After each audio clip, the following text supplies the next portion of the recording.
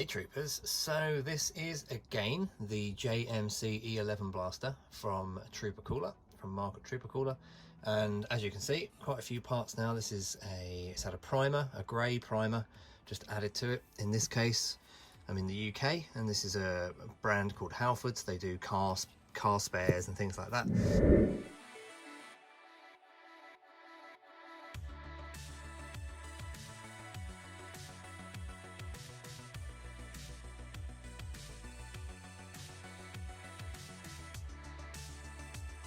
So it's had a grey undercoat initially, and then on top of that I've gone for a Moondust silver metallic.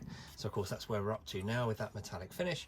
The idea being, for anyone that's not aware of the paint process, if you want to then spray a black coat over the top of this and then just gently sand back to show some of the metal detailing, it will look like a part that has naturally worn out, like the black paint's disappeared and the metal underneath is showing through. Obviously it's not actually metal, it's just a metallic undercoat. But anyway, that's the idea there. So we're up to the silver metallic undercoat on various parts. You can get the idea there. It's got a bit of a metallic sheen to it. But the thing I wanted to show you is the folding stock. So I've shown this before, but now you'll see it's held in place. The question is how? Well, if I pop that down, there you go. This now operates as if it were, well, a functioning folding stock, basically.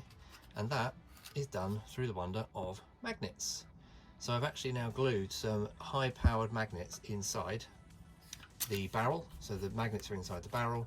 I've then actually used, again, which I've used quite a lot recently, a rivet, a standard rivet, much like these, bog standard rivets.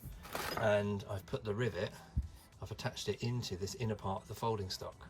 So now basically when you put this up like that, it holds. It's pretty good. You can see there, I'm giving that quite a wobble. Okay, it finally came off, but what are the chances you're going to do that on a troop? Well, I've done 19 troops as a stormtrooper, and 90% of the time I hold mine left-handed, so I'm always holding my right hand here onto the underside of the folding stock. So it's unlikely I'm going to be waving this around ridiculously. Obviously I could fix it in place if I wanted to, but I wanted to keep the flexibility of it. So as I say, for now this is working as a functioning folding stock, just using high-powered magnets. Again, I give that a really good wobble and eventually it will come off, but again, for the most part that's pretty solid. So there we go, just a little update on that. More to come later once I've added the next coat of paint. See you in the next one. Bye.